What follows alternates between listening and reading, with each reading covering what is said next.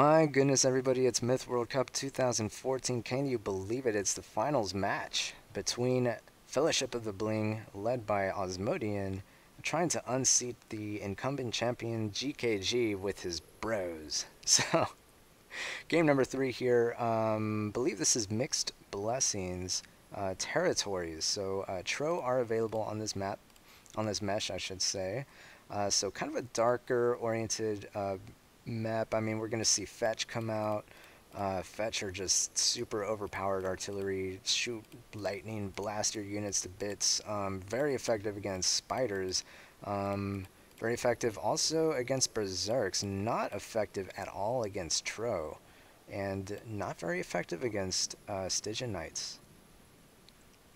So kind of interesting selection here. And yeah, is it worth getting Warlocks? That's kind of what I want to know. Is it even worth getting Soulless? It's the other thing. Soulless, yeah, they're great at taking down Tro, but what else are they really that great at? I mean, Fetch can counter them. You know, Berserks are pretty good at chewing through them. Oh, not sure what that... I guess that is a something that's particular to this map. Kind of like a horn blast going off, signaling something or another. But yeah, what can Soulless really do, and where can they do it? I mean, it's very open map. There's not too much impassable terrain. There's like little rocks sticking out of the ground like so. There's really not a whole lot for them to do, other than sit around and wait for the Tro to come around to try to pick them off. Spiders are a pretty good counter against Soulless and Mass. Although, I mean, it sort of depends on the engagement, how that goes, because Soulless they do have a melee attack, so they might be able to fend for themselves against a spider. I mean, it's really tough. Plus, with Fetch, I mean, it's not exactly rock, paper, scissors. Fetch counter both spiders and Soulless, so Fetch obviously going to be max for both teams, as well as Tro. Which are just overpowered, indispensable units. They're the fastest units available on the map, deal the most damage. What else? I don't know. They're impervious to... Not impervious, but Warlock shots don't really do that much damage. Nothing really does that much damage to them. But they still will die, and when their health reaches, you know, maybe 20% or so, they turn to stone and they're taken out of the game. So very curious. I sort of want to give the edge here to GKG, his no Soulless strat, because Soulless are super slow, and I mean they might be able to do something in in a defensive kind of metagame, but I don't know. If you're trading flags back and forth, they're not going to be able to help much in just pushing and being offensive. So because they're not very pushy, I don't really see them working out this game. Flag captured. But we shall see as the game has begun, and both teams are going to sort of spread out around the map. It looks like taking the Tro is GKG himself. He's going to just make a beeline for that middle flag and tag it and hold it, and basically deny the tag for anybody from the Fellowship. And Eastwind predictably gets the Tro. I mean, I want to say he's going to be kind of the Troer, the de facto Troer for the Fellowship. So kind of an interesting matchup just on the Tro, but the Tro aren't going to win the game. The Tro, yeah, they're the most important units, but they're just going to shadow each other, and I don't know. And when they're in capable hands, they're not going to do a whole lot, I want to say, compared to... They're not going to tip the balance either way. What's going to tip the balance is the people on the artillery, and, basically if they manage to lose their artillery, that's going to tip the balance, whoever loses their artillery.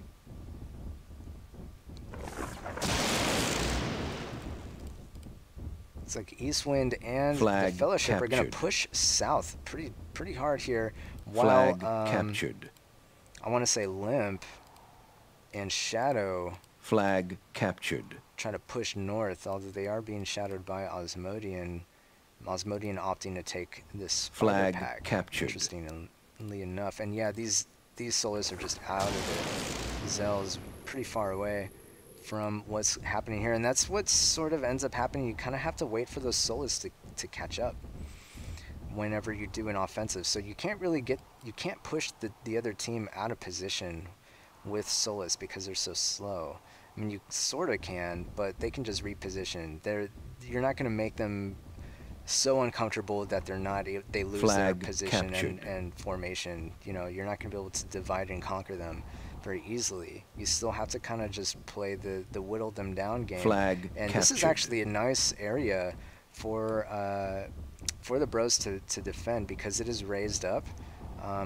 They are going to put those Solas, whatever advantage they have is going to be mitigated by that advantage, that height advantage. And actually, GKG is going to run in and maybe try to deal some damage to the melee here. And yeah, they're just going to work immediately just right through it as he moves in with the flank there. Oh man, it just Fellowship just melts here. Those Solas do end up going up on the high ground. They're just going to try to take as much as they can, but as we can see here, Fetch just are a hard counter to Solas. And I want to say it's over after that. I mean, 47, yeah, 20% loss there. And what your flag contested. Your trading points are tied up in Solas. I mean, there's not much you can do at that point. Flag captured. Although Eastwind is going to try to push through that, we saw that west flank. Once he was out of the picture, GKG took his chance with that Berserk flank and just ruined Fellowship's push, whatever push that they thought they had going on, which wasn't much when they realized that Eastwind was basically across the map. Eastwind trying to return the favor and deal a lot of damage, deal as much as he can, but still in the end you're looking at a 20% deficit, which is basically going to hurt you a lot. And GKG's Tro are looking really good compared to Eastwind. Flag captured. So that's another deficit you have to think about. GKG, actually, while he's doing all this, he has units in the backfield trying to tag flags and put pressure. And basically the way Territories works is whoever has the most flags by the end of the time limit is going to win. A little bit different than King of the Map, where that the time is accrued. This isn't a game type where time accrues. It's basically you have to own the flags. You have to possess the flags by the end of the game. And actually, wow, so Bros actually manage the flag tag. So they tag every single flag on the map, and once that happens, it's over. So yeah, very interesting game. I didn't really think it was going to end up quite so, I mean, wow. It's very dramatic. The way that it turned out, it was just a dramatic turn of events for the Fellowship. I don't think they were quite able to recover, and they just lost their grasp on the game type, trying to recuperate. And because of that, they're trying to resituate themselves, reorient, and they just lose. On account of some units in the backfield taking all the flags that they once held. You know, they're trying to consolidate their forces for this final showdown with GKG leading the charge, and a bunch of other units coming in, and they're like, dude, we need to win an engagement. We need to turn the tide. And they just invested too much in it and lost on flags, which was, I didn't really see it coming. But that's going to end Game 3. And, I mean, I don't want to say record time, but that was a fast game. I mean, very lightning fast. It was over. It was over the minute that just their big push in the south just got ran over. And so Fellowship ends up tapping out of Game 3. I mean, there wasn't much they can do once they realized that they lost that initial engagement so quickly. GKG and the Bros probably feeling pretty confident at this point. I mean, they're up 2-1, and the third game that they won, just it wasn't even really that close. I'm not sure what Fellowship could have done here. Like I mentioned, their unit trading points are tied up in units that can't really do very much with when they're at a disadvantage. You know, when you're falling behind, what can you do with Solus and Warlocks? You know, against a Fetch, Tro, and a bunch of melee, you can't. I mean, Warlocks they're mana dependent. Their attacks basically are countered by the Fetch. That can just blow up their attacks whenever that they want. Tro can just block attacks, so it's their attacks aren't going to do the area of effect damage that Fellowship needs. And Solus, they don't even hurt Stygian Knights. Stygian Knights are actually the counter to Solus. I mean, what can Solus do against Stygian Knights except clump up and try to out melee them, which is never going to happen. Never going to happen. Although I guess it's happened before in very very particular instances, but not in this case. And Eastwind sitting at a disadvantage relative to GKG in terms of Tro health. Yeah, I mean, once that initial engagement, I guess they were playing some other game, some other meta game, and GKG, things just went his way. He's going for the seize the advantage and hold on to it until you win kind of strategy. He's playing very aggressively this series. So it'll be interesting to see what happens in Game 4. This is a best of 7, so 2-1. We still have some games coming up. And yeah, just really quick, GKG, you can see he just sort of led his team there to the victory.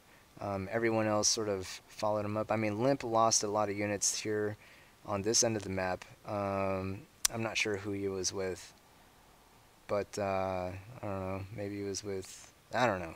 But yeah, Samuel barely seeing any action whatsoever. That's interesting. One loss. I didn't even know what that could be.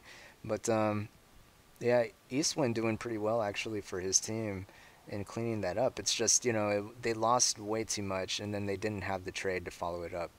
So that's gonna be that. Game number 3. We're gonna move into game number 4. So stick around if you like, and yeah, we'll see you then. Flag captured. Game over. Yikes.